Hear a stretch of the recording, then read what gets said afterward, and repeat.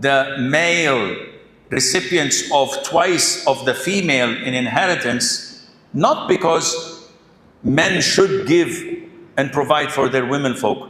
No, it's not mentioned. Then why? Because this is the ruling of Allah. Allah is the one who divided the inheritance in this fashion. And He did not tell us this is because so and so and so. In some cases, women are equal to men in inheritance, as in the case of a person who dies having children, a son, and a parents.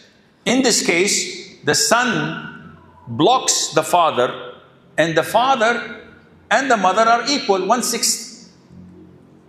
If you go to the inheritance, the father and the mother of the deceased get equal share. There's no doubling. So sometimes even the woman gets more than the boy, but this is not the time. Therefore, the introductory statement is wrong.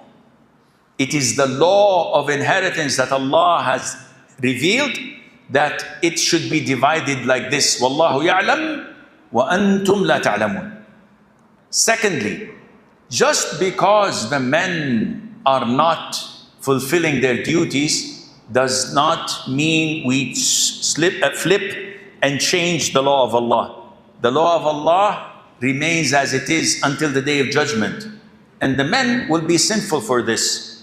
So I hope this answers your question. Now, the next question is that can a Muslim go to a Christian funeral? The answer is no. It is not permissible for a Muslim to attend any rituals of other religion, even if the funeral of his father. So if he's a revert and his father or mother die as a non-Muslim, he must not attend their funeral or burial. If they have a reception afterwards in one of the homes and he shows up to give his condolences to his siblings, his uncles, his aunts, this is not a religious ritual. It's a reception in the home after what usually and there is no liquor, there is no haram, then it's okay for him to attend and leave. Now, another question is that I think this is a guy asking this question. And you don't want the audience to ask? Well, I'll give them time as well. So he's asking that when he leads people in prayer, he prays calmly and properly, taking his time. But when he prays alone, he rushes and does not observe tumanina. Do we call such a person a munafiq? Welcome to the club. Aren't we all? No, this is not hypocrisy. Is it a deficiency? Yes. Because the norm is to be the same inside out. But unfortunately, we're not perfect. We have our deficiencies. Yet, don't go to extreme and say, okay, I'm a munafiq. Which means, when I come to the masjid tomorrow and they say, come and lead, I said, no, I will not lead you. And little by little, you will abandon salah. And you will not be full-fledged munafiq, you will be a kafir. This is how shaitan works. Step by step. Shaitan never comes to you and says, boom, commit sin. No, he knows that you are better than that. Sheikh, I love you for the sake of Allah. Okay, let's go. No, he says, A'udhu billah, what are you talking about? This is haram, this is blah, blah, blah, blah. But he will come with a small, and this is the most dangerous invasion. It's not an army that is invading us. It's not the enemy that is coming to kill us. It's our own social media. A small clip that comes to you on WhatsApp.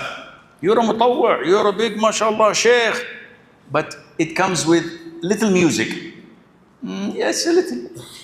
A little by little, it's a comic clip. It's funny. It's okay. Oh, there are a woman and a man in the clip. Yeah, it's okay. Little by little, shaitan is dragging your feet. After a while, you notice that you're watching freely, not lowering the gaze, enjoying the music you're hearing. Little by little, I'm alone. Nobody's with me. Let me watch Netflix, movies. Let me watch a concert. Let me listen to this. Little by little, and then you fall into the major sins. If this started 2 years ago, you would have said, A'udhu Billah, this is inappropriate, this is haram. Now, after 2 years, your heart has melted, has been filled with black tar and tarnished. So don't follow the steps of shaitan, because this is how he comes. What was the question? So I forgot.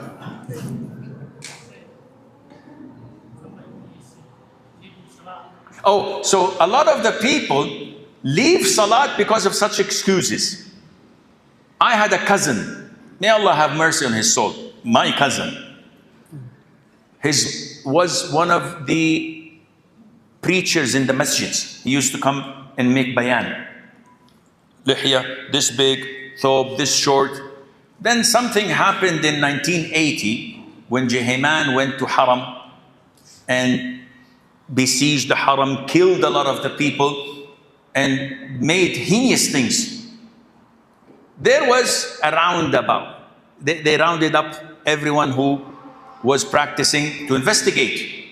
And he was one of them, stayed there for 4 months and came out.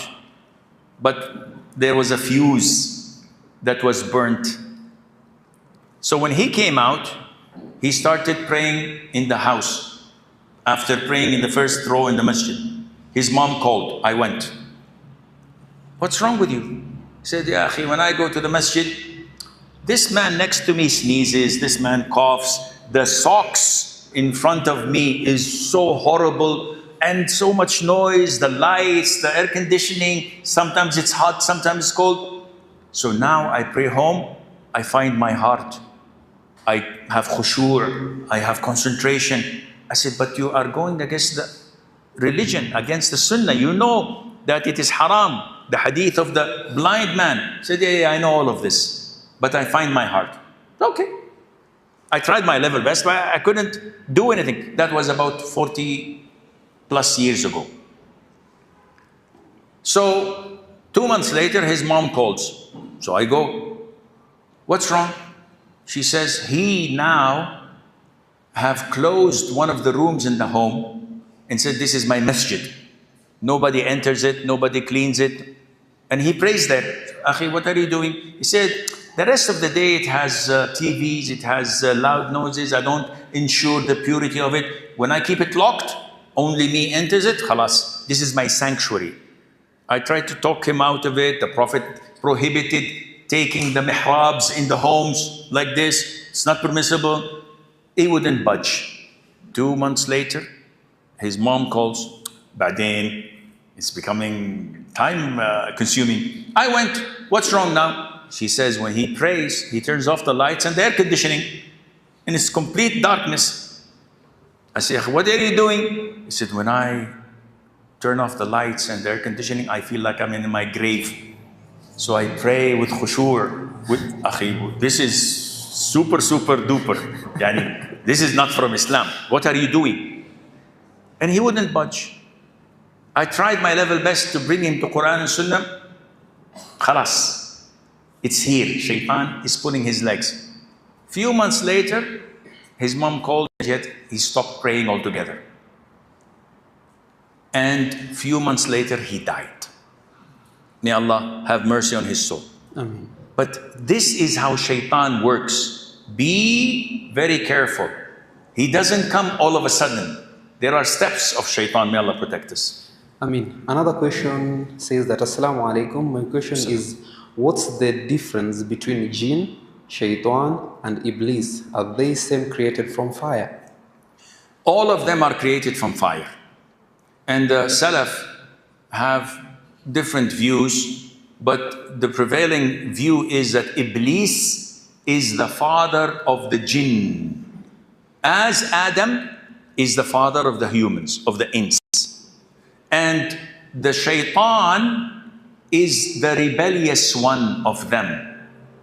And the shaitan could be from the humans, it could be from the jinn, and it could be from the animals. The Prophet told us to kill